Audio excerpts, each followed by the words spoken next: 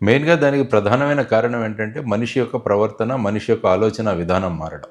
Yes. అంటే ఈ విధంగా ప్రస్తుతం మాధ్యమాలు గానీ, ముఖ్యంగా సోషల్ మీడియా వచ్చిన తర్వాత, ఈ మనుషుల్ని రెచ్చగొట్టేతనంగా ఉండే వీడియోలు, ఆ తర్వాతొచ్చేసి ఇక ఎన్నో సంవత్సరాలు పడుతుంది ఈ కేసులు జరగడానికి అన్న ఒక రకమైన అభిప్రాయాలు. సో, ఈ విధమైన అభిప్రాయాల వల్ల ఏమవుతుందంటే, ఈ విధమైన మహిళల మీద అత్యాచారాలన్నవి జరుగుతున్నాయి. బేసిక్‌గా మనుషుల యొక్క సంస్కారం, సంస్కృతి మారాలి.